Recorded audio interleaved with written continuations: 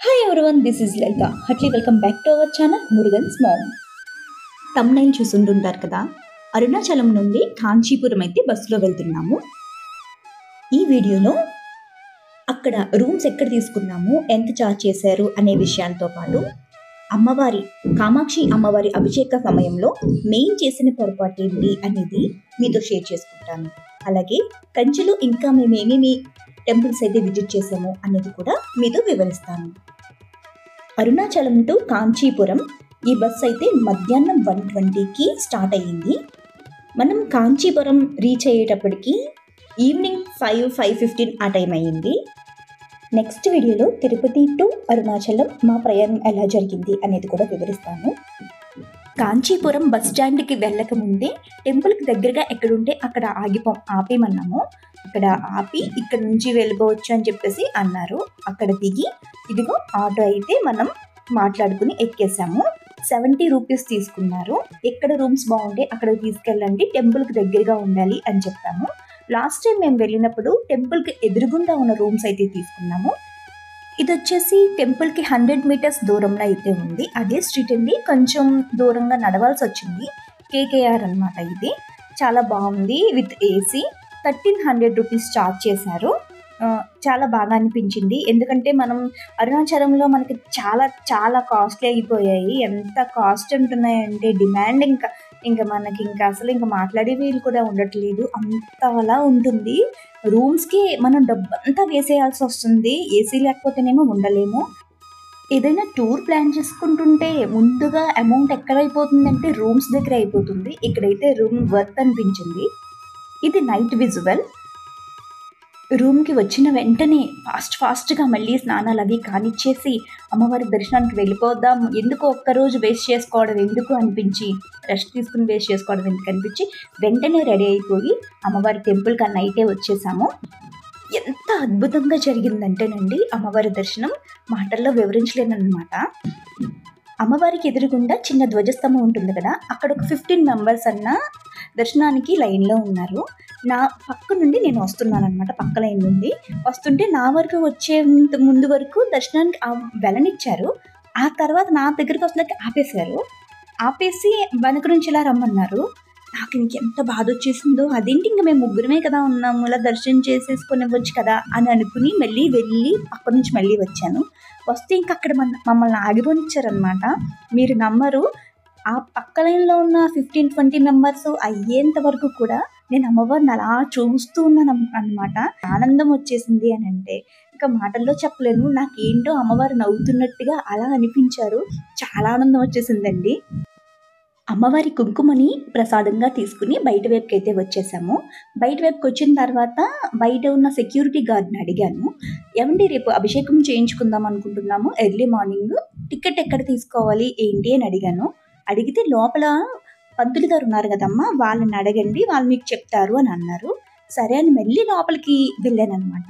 అమ్మవారి ఎదురుగుండా ఉన్న పంతులు గారి దగ్గరికి వెళ్ళి, సార్ మేము ఇలా అభిషేకం చేయించుకుందాం అనుకుంటున్నాము అంటే, ఉండమ్మా ఒక్క నిమిషం వీళ్ళందరూ అయిన తర్వాత మీతో మాట్లాడతాను అని నన్ను ఆ పంతులు గారు పక్కనే నిలబెట్టేశారు. సో మళ్ళీ అక్కడ ఉన్న క్రౌడ్ అంతా కంప్లీట్ అయ్యే వరకు నేను అమ్మవారిని అలా చూస్తూనే ఉన్నాను. కామాక్షి అమ్మవారికి డైలీ 3 times అభిషేకాలు అనేవి జరుగుతాయండి. మార్నింగ్ వచ్చేసి 5:30కి స్టార్ట్ అవుతుంది. నెక్స్ట్ వచ్చేసి 10:30కి సెకండ్ టైం చేస్తారు. ఈవినింగ్ 4 ఆ టైంకి మళ్ళీ థర్డ్ టైం చేస్తారండి. మనం ఎర్లీ మార్నింగ్ చేయించుకుందాం అని అనుకున్నాము. అంటే ఏం లేదు, ఏదో కొంచెం చాదస్తాం, ఏమీ తినకుండా ఉంటాము, మైండ్ కొంచెం పీస్ఫుల్గా ఉంటుంది అని ఒక భావన. తర్వాత ఆయన ఏం చెప్పారంటే, అమ్మ మార్నింగ్ 5 అవుతుల్లాకల్లా ఇక్కడికి వచ్చేయాలి, 5:30కి అభిషేకం అనేది స్టార్ట్ అవుతుంది. సో ఇప్పుడు మీరు ఎంతమంది ఏంటి అని అడిగారండి. అని అడిగితే నేను, మా వారు, మా అబ్బాయి, మేము ముగ్గురం అండి అని చెప్తే, ఓకే అయితే 2000 అవుతుంది అభిషేకానికి అని చెప్పారు. మనకి బోర్డు మీద అయితే ఒక్క టికెట్ వచ్చేసి 1000 రూపీస్ అండి. 1000 రూపీస్ పెడితే ఒక టికెట్ వస్తుంది కదా, ఒక్క టికెట్ పైన ఇద్దరైతే అభిషేకానికి అటెండ్ అవ్వచ్చండి. మేమున్నది ముగ్గురం కదా, అందుకని 2000 రూపీస్ అన్నారు. సో 2000 రూపీస్ వెంటనే పే చేసేసాను. వాళ్ళు మొబైల్ నెంబర్ ఇచ్చారు, మార్నింగ్ వచ్చేసేయండి, మీకు ఇక్కడ అన్ని సంకల్పం అది చేస్తారు, మీకు ఏదైనా డౌట్ ఉంటే ఈ నెంబర్కి కాల్ చేయండి మార్నింగ్ వచ్చిన తర్వాత అని చెప్పారు. ఓకే అని చెప్పేసి అప్పుడు ప్రశాంతంగా అక్కడ కూర్చుని బయటకు వస్తలోకి దద్దోజనం పెడుతున్నారు. హాయిగా ప్రసాదం తినేసి రూమ్కి వెళ్ళిపోయాం. నాకైతే ఊరికి ముందే కంగారన్నమాట. చాలా త్వరగా లేచేసి 4:20 కల్లా నేను టెంపుల్‌కి రీచ్ అయిపోయాను. నేనేమనుకున్నానంటే ఫాస్ట్‌గా వెళ్ళిపోతే అమ్మవారిని దగ్గరగా కూర్చొని చూసేయచ్చేమో అభిషేకానికి. చాగంటి వారు చెప్తున్నారు కదా! అమ్మవారు కళ్ళు తిప్పుతారు అభిషేక సమయంలో, నవ్వుతారు అని. మంచి ప్లేస్‌లో కూర్చొని అమ్మవారిని బాగా దర్శనం చేసుకోవాలి అనుకుని, మా వాళ్ళని కంగారు పెట్టి మరీ నేను తీసుకొచ్చేసాను. కానీ అంత ఆశపడినందుకు కూడా లోపలి వైపుకి కూడా ఎంటర్ అవ్వలేదు. మొత్తం 5 అయ్యే వరకు కూడా అలా బయట వైపే ఉంచేశారండి. మొత్తం మిగతా పూజారులందరూ వచ్చి వన్ బై వన్ వచ్చి తర్వాత 5కి మనల్ని లోపలికి టెంపుల్ లోపలికి ప్రాంగణంలోకి ఎంటర్ చేశారు. ఆ టెంపుల్ మెయిన్ గేట్ దగ్గర అమ్మవారు ఈ మెయిన్ డోర్ దగ్గర నిలబడితే సుప్రభాతం లోపల నుంచి సుప్రభాతం పాడుతున్న సౌండ్ అది వచ్చింది. మనతో పాటు తమిళోళ్ళు కూడా ఉంటారు కదండీ! తమిళియన్స్ వాళ్ళు కూడా సుప్రభాతం బుక్స్ అవి తెచ్చుకొని అమ్మవారికి సుప్రభాతం పాడారు. మేము లోపలికి ఎంటర్ అయిన తర్వాత అప్పటికి కూడా అమ్మవారికి తెర క్లోజ్‌లోనే ఉంది. ఎంటర్ అయిన తర్వాత ఆ తెర ఇలా తెరిచేటప్పటికి అమ్మవారికి ఎదురుగుండా గోమాత వెనకాల నేను. నిజంగా నాకు ఎంత ఆనందం అనిపించేసిందో. అమ్మవారు చూడడం గోమాత కృష్ణ భాగాన్ని చూసే విధంగా పెట్టారు. మొత్తం అక్కడ కార్యక్రమాలు అవి చేశారు. ఆ తర్వాత అభిషేకంకి సంబంధించిన వాళ్ళందరినీ పక్కన సంకల్ప మండపానికి వచ్చేయమన్నారు. ఇంతవరకు చాలా బాగా జరిగిందండి. అసలు పాయింట్ అండి, సంకల్ప మండపం దగ్గరికి వచ్చిన తర్వాత పేర్స్ రండి, సంకల్పం చెప్తారు కానీ పిల్లలొద్దు అని చెప్పారు. ఓకే అని చెప్పేసి మా వారు నేను వెళ్ళాము. సంకల్పంలో మా అబ్బాయి పేరు కూడా యాడ్ చేసేసి చెప్పేశారు. ఓకే, బాగానే ఉంది. మమ్మల్ని ఇద్దరిని ఒక లైన్లో వెళ్ళమన్నారు. అబ్బాయి అంటే అబ్బాయి వస్తాడు, మీరు వెళ్ళండి అన్నారు. అలా పేర్స్ అందరినీ కూడా ధ్వజస్తంభం వెనకాల వైపున పక్కగా వెనక్కి వైపుకంతా కూడా చెక్క పీటలు వేసేసారు. ఆ పీటల మీద మనల్ని కూర్చోమన్నారు. కూర్చున్నాం. మా అబ్బాయి అంటే వస్తాడు అని అన్నారు. ఈ పిల్లలందరినీ ఏం చేశారంటే బ్యాక్ సైడ్ మొత్తం పేర్స్ అందరూ ఆ రోజు ప్రత్యేకంగా 120 మంది వచ్చారండి మార్నింగ్. ఆ పేర్స్ అందరినీ కూడా అలా చెక్కపీటల మీద కూర్చోబెట్టేస్తున్నారు. ఈ పిల్లలందరినీ కూడా బ్యాక్ సైడ్కి ఇంకా గోడ వరకు వెళ్ళిపోతున్నారు అనమాట. అక్కడ నిలబడిపోయారు వీళ్ళు. నాకు ఇంకా ప్రాణం గుంజేసుకుందనమాట. పిల్లోడు చూడలేకపోతున్నాడు, వాడికి ఇంట్రెస్ట్ ఎక్కువ నా మీద. అయ్యో బాబు చూడలేకపోతున్నాడు. నాకు ఇంకా ఏడుపు వచ్చేస్తుంది. కొంచెం మా పక్కన ప్లేస్ ఉంది, ప్లేస్లో కూర్చుంది కానీ రా అమ్మ అంటుంటే నా వెనకాల ఒక మహానుభావుడండి. తమిళియన్స్ కూడా మాట్లాడట్లేదు, తెలుగు వాళ్ళే ఎందుకో అలా ఎందుకు కూర్చోబెట్టాలి? ఒకవేళ మీ అబ్బాయిని కూర్చోబెడితే మీరు ఇక్కడ నుంచి వెళ్ళిపోండి, మీరు వెళ్ళిపోయి మీ అబ్బాయిని కూర్చోబెట్టండి. అతని వాదనండి. అతనికి ఏంటండి ప్రాబ్లం? మా పీట మీద మాకు ప్లేస్ ఉంది, ఆ ప్లేస్లో మా అబ్బాయిని కూర్చోబెట్టుకుందాం అనుకుంటుంటే వీడు టికెట్ పే చేసే కదండి మనం తీసుకెళ్తాం, మనకేం ఫ్రీగా ఏమి ఇచ్చేయట్లేదు కదా అని. ఏంటండి మీరు అంటే, నాకు తెలియదమ్మా, టికెట్కి ఎదురే వస్తారు, నాకు తెలీదు అంటారు ఆయన. ఇక్కడ నేను చేసిన పొరపాటు ఏంటనేది నాకు అప్పటి వరకు తెలియదండి. నేను ఫస్ట్ టైం అభిషేకానికి వెళ్ళాను అనమాట. ఇక్కడ ఏం చేయాలంటేనండి, మనం 2000 పే చేసేసాము. మా వారి పేరు ఒక్కటే శ్రీనివాస్ రెడ్డి అని పేరు ఇచ్చేసాను. ఒక్క పేరు ఇవ్వడం వల్ల ఏమైందంటే ఇద్దరికి మాత్రమే పర్మిషన్ వచ్చింది. ఎవరైనా వెళ్తే ఇలా పిల్లలకి సపరేట్గా వాళ్ళ పేరు మీద సపరేట్గా 1000 రూపీస్ పే చేయండి, అంతే తప్ప మేం చేసినట్టుగా ముగ్గురికి కలిపి ఒక్క పేరే ఇవ్వద్దండి. ఇది నాకు అక్కడికి అనుభవంలోకి వెళ్ళాక తెలిసిందనమాట. ఇలా చేస్తే ఒక్క టికెట్ మీదకి ఇద్దరిని పంపిస్తున్నారు కదండి. మీకు అర్థమవుతుందో లేదో, నేను నా బాధ మీకు అర్థమవుతుందో లేదో నాకు అర్థం కావట్లేదు. ఏం లేదండి, ఇప్పుడు మీకు ముగ్గురు నలుగురు ఇద్దరు పిల్లలు మీరు ఉన్నారనుకోండి, 2 టికెట్లుగా డివైడ్ చేయండి. మీ వైఫ్ అండ్ హస్బెండ్స్కి ఒకటి తీసుకోండి, పిల్లలకి ఒకటి తీసుకోండి. ఒక్కరే చైల్డ్ ఉన్నా ఒక్కరి పేరు మీద తీసుకోండి. అప్పుడు పిల్లల్ని కూడా కూర్చోబెట్టుకోగలుగుతాం. పిల్లలు ఎక్కడ పోతారండి? ఎక్కడికైనా వెళ్తుంటే టికెట్ జంటకి అంటున్నారు. పిల్లలు ఏమైపోవాలో నాకు అర్థం కావట్లేదు. మా బాబు ఒక్కరినే కదండి, అందరి పిల్లల్ని అలాగే నిలబెట్టేశారు. అందుకనే చెప్తున్నాను, ఇక మీద టికెట్ ఎప్పుడైనా తీసుకుంటే కనుక 2000 డైరెక్ట్గా డిపాజిట్ చేసేయకుండా సపరేట్గా చేయించండి. మన పిల్లలు కూడా చూస్తారు కదా. అక్కడ మనీ అయిపోయింది, 2000 మనీ అయిపోయింది. బాబు కూర్చోడానికి లేకుండా వెనకాల మన తెలుగు అతనే ఇంకా అభ్యంతరాల మీద అభ్యంతరాలు. ఈ పక్కకు వచ్చి నుంచి ఉంటాడండి. పోనీ బాబు పక్క స్తంభం దగ్గరన్నా కూడా ఆయన ఒప్పుకునే లేదండి. ఈ పొరపాటు మళ్ళీ వెళ్ళినసారి ఇలా చేయకూడదని అనిపించింది. అందుకని మీతో షేర్ చేస్తున్నాను అనమాట. నైట్ టికెట్ తీసుకున్నప్పుడు మనకి 2000 చెప్పారు 3 మెంబర్స్కి. ఆ రోజు మార్నింగ్ వచ్చిన వాళ్ళు 3 మెంబర్స్ వచ్చారు. వాళ్ళ దగ్గర 2500 ఛార్జ్ చేశారండి. మీరు ఎప్పుడైనా ముందుగా వెళ్తే కనుక నైట్ తీసేసుకోండి. ఎందుకు మరి ఎక్స్ట్రా ఛార్జ్ చేశారనేది నాకు తెలియదు. ఇందాక వీడియోలో చూసుంటుంటారు. నా ఫ్లోలో నాకు అక్కడ మాట్లాడడానికి అవ్వలేదు. అమ్మవారి ప్రసాదంగా ఒక పూలదండ, అలాగే అమ్మవారికి గంధం అభిషేకం చేసిన వాటరు, మనకి ప్రసాదంగా దద్దోజనం, రవ్వతో చేసిన ప్రసాదం ఒకటి, చిక్కడాల టైప్ ఒకటి, ఇలా కొబ్బరికాయ, అరటిపళ్ళు, తాంబూలం ఇక్కడికి ఇవన్నీ మనకు ప్రసాదంగా ఇచ్చారు. మంచిగా జరిగిందండి. అభిషేకం స్టార్ట్ అవ్వడం కూడా 6 అయిపోయింది. 6 స్టార్ట్ అయింది, 8 అవుతుల్లోకి అభిషేకం అయిపోయింది. అయిన తర్వాత చాలా బాగుందండి. అమ్మవారు ఎంత మంచిగా దర్శనం ఇచ్చారో. ఒక టైంలో అయితే ఒళ్ళంతా గగురు పొడిచిందనమాట. చాలా బాగా అయింది. అక్కడి నుంచి రూమ్కి వచ్చేసి రెస్ట్ తీసుకుని, ఇదిగోనండి ఆది కంచి అంటారు. అంటే మెయిన్ మన కామాక్షి అమ్మవారు ఈ టెంపుల్లో ఉన్న మామిడి చెట్టు క్రిందనే అమ్మవారు స్వామివారి కోసం తపస్సు చేశారంట. ఈ టెంపుల్ వచ్చేసి చాలా పెద్ద టెంపుల్ అండి. చాలా బాగుంది, ప్రశాంతంగా ఉంది. చిలుకల సౌండ్తో చాలా హాయిగా అనిపించింది. తెలుసా, ఈ చెరువులో పెద్ద పెద్ద చేపలు ఉన్నాయి, చాలా పెద్దవి ఉన్నాయి. మ్యాక్సిమం కంచి టెంపుల్స్ అన్నీ కూడా ఏదో వర్క్ జరుగుతుందంటండి. సో మెయిన్ గాడ్ని అయితే మనకు చూపించట్లేదు, ఉత్సవమూర్తుల్ని మాత్రమే చూపిస్తున్నారండి. అమ్మవారి దర్శనం అయితే మంచిగానే జరిగింది. ఇక్కడ ఏకాంబరేశ్వర స్వామి వారి దర్శనం అవ్వలేదు, ఉత్సవమూర్తులనే చూడాల్సి వచ్చింది.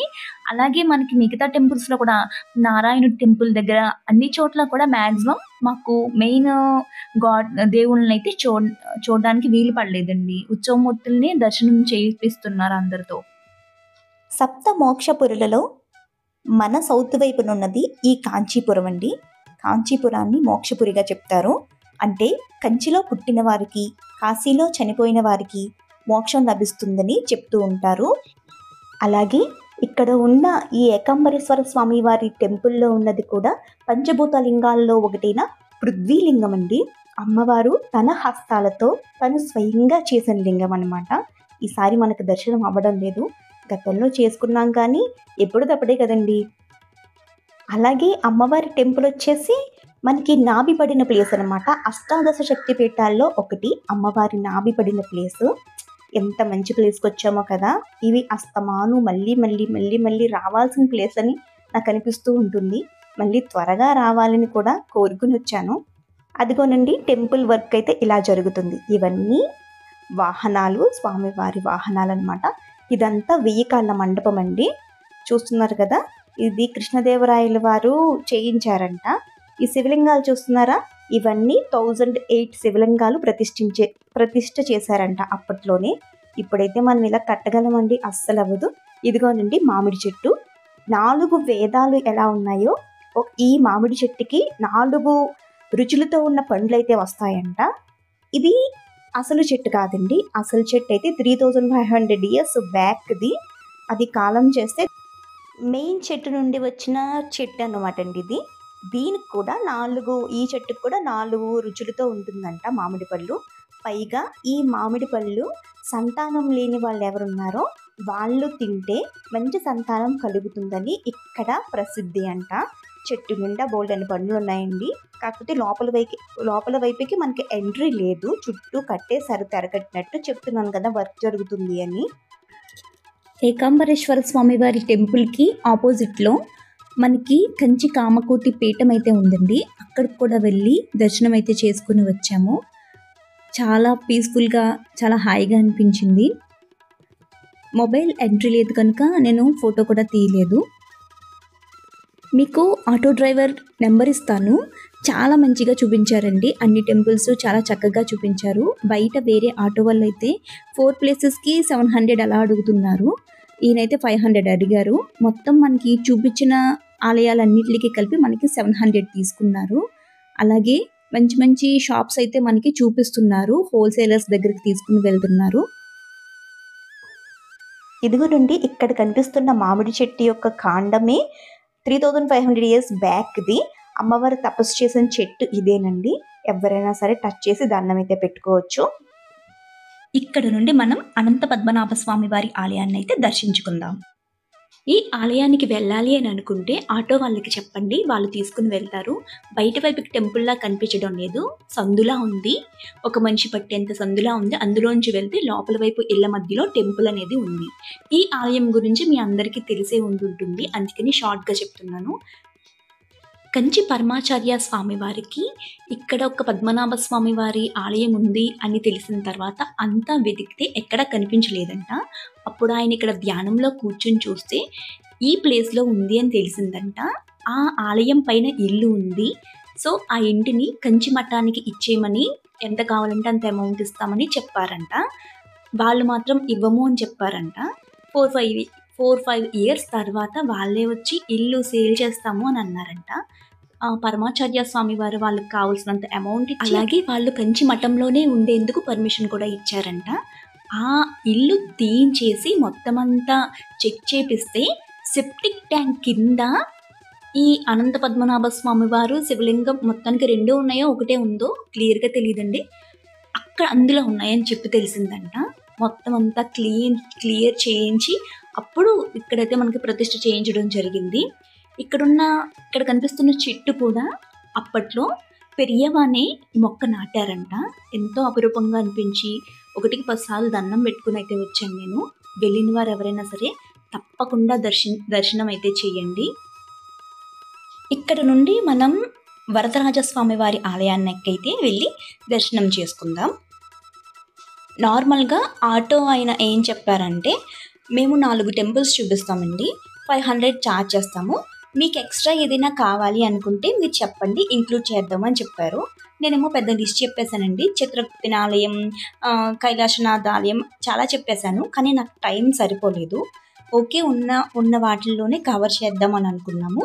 కానీ చిత్రగుప్తుని ఆలయం అయితే ఇలా రాకూడదండి. ఆటో ఆయన చెప్పారనమాట, ఇలా రాకూడదు. ఆ చిత్రగుప్తుని ఆలయానికి రావాలి అంటే మీరు సపరేట్‌గా వచ్చి దర్శనం చేసుకుని వెళ్ళిపోవాలి. ఇంకా మిగతా టెంపుల్స్ అవి చూడడం అలా ఉండకూడదని చెప్పారు. సర్లే, ఎందుకు చెప్పారో ఇది ఎంతవరకు కరెక్ట్ ఎంతవరకు రాంగో మనకు తెలియదు కదా. కన్ఫ్యూజన్‌లో ఎందుకు ఇప్పుడు మనం వెళ్ళడం అన్నట్టు అక్కడికైతే వెళ్ళలేదు. ఇదిగోనండి, వరదరాజస్వామి వారి ఆలయానికైతే వచ్చేసాము. మనకి తెలిసిందే, ఇక్కడ కోనేరు ఉంటుంది కదా. ఫస్ట్ కోనేరుని దర్శనం చేసుకుందాము. ఈ కోనేరు యొక్క విశిష్టత ఏంటి అనేది కూడా మన అందరికీ తెలిసిందే. ప్రతి 40 సంవత్సరములకు ఒకసారి ఈ కోనేరులో ఉన్న వరదరాజస్వామి వారిని వెండి బాక్సులో నుండి బయటకు తీసి భక్తుల దర్శనార్థమై 48 రోజులు ఉంచి ఆ తదుపరి మళ్ళీ అదే బాక్స్లో పెట్టి ఈ కోనేరులో ఉంచుతారని మనందరికీ తెలిసిందే. లాస్ట్ టైం 2019లో స్వామివారిని దర్శించుకునే భాగ్యం కలిగింది. నెక్స్ట్ మళ్ళీ వచ్చేసి 2059లో మనకి అవకాశం లభిస్తుందండి. ఇక్కడికి మేము వచ్చే సమయానికి స్వామివారి ఊరేగింపు జరుగుతుందన్నమాట. అంటే మనకి ఈ కంచిలో టెంపుల్స్ అన్నీ మధ్యాహ్నం 1 o'clock అవుతుల్లోకల్లా క్లోజ్ చేసేస్తారు. మళ్ళీ ఈవినింగ్ 4కి ఓపెన్ చేస్తారు. అందుకని మనం అన్నీ కవర్ చేయడానికి అవ్వట్లేదు. ఒక్కరోజు ఉంటే సరిపోదు. సో, ఇక్కడ చాలా మంచిగా జరిగిందండి. వరదరాజస్వామి వారిది పెద్ద విగ్రహం అండి. మంచి నవ్వుతో స్వామివారు ఎంత అందమైన దర్శనాన్ని ఇచ్చారో. లోపల మొబైల్ అలో లేదు, ఫొటోస్ తీయకూడదని చెప్పారు. టోటల్గా ఈ కంచిలో 1000 గుళ్ళు అయితే ఉన్నాయంట. మనం 1000 కవర్ చేయలేం, కానీ మెయిన్ అయితే చూస్తూ ఉంటాం కదా. అలాగే వైష్ణవులు 108 దివ్య దేశాలు అని చెప్పేసి దర్శిస్తూ ఉంటారు కదా. అందులో 15 దివ్య దేశాలు అనేవి మన కంచిలోనే ఉన్నాయంట.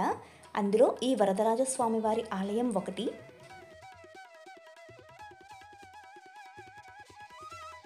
నా మొబైల్లో ఉంటే కనుక లాస్ట్ టైం వచ్చినప్పుడు మా బాబు నేను తీయించుకున్న ఫోటో ఉంటుంది, అది ఇక్కడ యాడ్ చేస్తాను.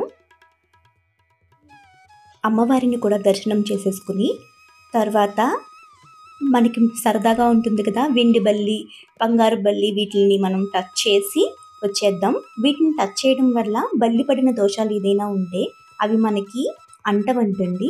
చిన్నప్పటి నుంచి వచ్చిన ప్రతిసారి టచ్ చేస్తూనే ఉన్నాను. మళ్ళీ ఇంకొకసారి టచ్ చేసేద్దాం.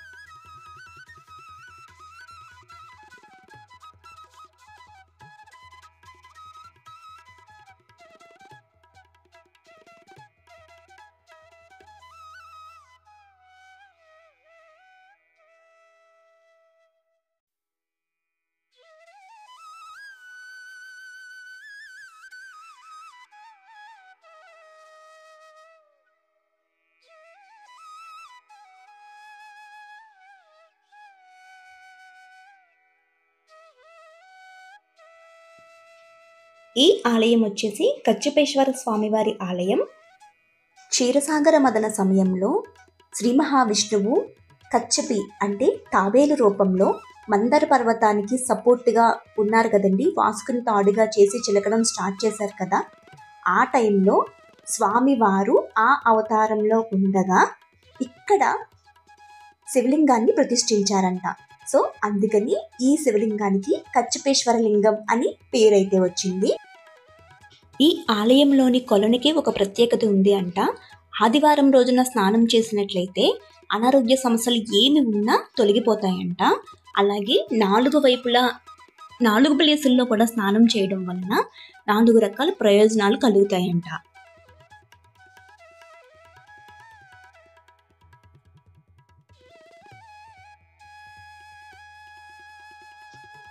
ఒక్కొక్క క్షేత్రంలో అడుగు పెట్టడం వలన కొన్ని రకాల చెడు కర్మలు అనేవి రిడ్యూస్ అయిపోతాయని నా అభిప్రాయం అండి. అలాగే మంచి పాజిటివ్ వైబ్ అనేది మనకి వస్తుంది. మనిషి పుట్టిన తర్వాత ఎంత డబ్బు సంపాదించి వెనక వేస్తున్నా కానీ ఏం సాధిస్తామండి? డీప్గా అబ్జర్వ్ చేస్తే మళ్ళీ పుట్టాలి. ఈ జంజాటం అంతా ఎందుకండి బాబు? ముక్కు మూసుకుని తపస్సు చేసుకుంటే బాగుంటుంది కదా అని అనిపిస్తూ ఉంటుంది. ఈ సంసారం అనే చక్రంలో మనం బంధించబడిపోయాం కదా. మనం మన పిల్లలు, వాళ్ళ పిల్లలు, వాళ్ళకి ఏదో సంపాదించేయాలనే వ్యామోహంలో కొట్టుకుని ఉంటాము. అసలైన భగవంతుని మనం క్యాచ్ చేయలేకపోతున్నాము. ఆ భక్తి భావన మనలో పెరగడం లేదు. మనకంతా ఈ మాయా ప్రపంచంలోనే ఆర్టిఫిషియల్గానే బతికేస్తున్నాం అన్నమాట. మనం ఇలా తీర్థయాత్రలు చేయడం వలన మనకు ఒక టైప్ ఆఫ్ స్వామివారి మీద భక్తి కలిగేలా మనకి మళ్ళొచ్చేమో మనసు అలా స్వామివారి మీద పెట్టగలుగుతామేమో అనేది నా అభిప్రాయం అన్నమాట. ఎందుకంటే మనమంతరం కూడా గృహస్థ జీవితాన్నే కదండి అనుభవిస్తూ ఉన్నాము. మనం మహర్షుల్లా అవ్వాలంటే చాలా కష్టం. తీర్థయాత్రలు ఒక్కటే మనకున్న మార్గం అని నాకు అనిపిస్తూ ఉంటుంది. మీలో ఎంతమందికి అలవాటు ఉందో నాకు తెలియదు, కానీ నా అనుభవం చెప్తున్నాను. ఇలా ఎటువంటి తీర్థయాత్ర చేసినా కానీ మనం నిత్య పూజలో జపం చేసుకుంటూ ఉంటాం కదా, మాలలు చేసుకుంటూ ఉంటాము. ఆ మాలలు చేసుకునేటప్పుడు మనసు అటు ఇటు వెళ్లకుండా ఈ తీర్థయాత్ర మీద పెట్టామనుకోండి. ఇప్పుడు తిరుమలే వెళ్ళాము, ఇదిగో ఇలా కొండలు ఎక్కాము, ఇలా నడుచుకుంటా వెళ్ళాము, ఇక్కడ పెద్ద ఆంజనేయ స్వామివారి విగ్రహం ఉంది, ఇలా ప్రతిదీ స్వామివారు ఇలా కనిపించారు, ఆనంద నిలయం ఎలా ఉంది అనుకుంటూ వెళ్ళామనుకోండి, మనసు అక్కడ నిలబడిపోతుందండి. జపం కూడా పర్ఫెక్ట్గా జరుగుతుందన్నమాట. ఈ ఆలయాల్ని, అమ్మవారిని, స్వామివారిని మనం మానసికంగా దర్శించేయవచ్చు. నేను ఎప్పుడు ఇదే ఫాలో చేస్తూ ఉంటాను. మీలో ఎంతమంది ఇలా ఫాలో చేస్తున్నారో, ఇంతవరకు ఎవరన్నా వీడియో చూసుండి నా మాట వినుంటే కామెంట్ చేయండి.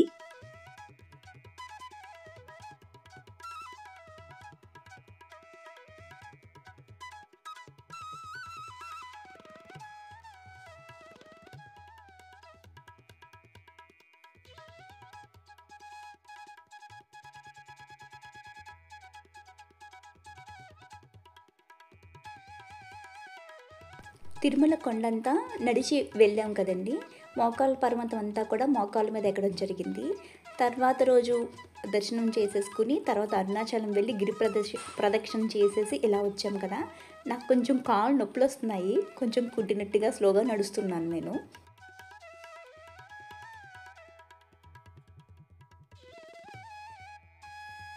ఈ టెంపుల్ వచ్చేసి కుమారకొట్టం అండి. ఎక్కడో నాకు వీడియో క్లిప్స్ అనేవి మిస్ అయిపోయాయి. సుబ్రహ్మణ్యేశ్వర స్వామివారి ఆలయం, ఎంతో అద్భుతంగా స్వామివారి దర్శనం అయితే జరిగింది. ఈ టెంపుల్ వచ్చేసి వైకుంఠ పెరుమాళ్ టెంపుల్ అండి.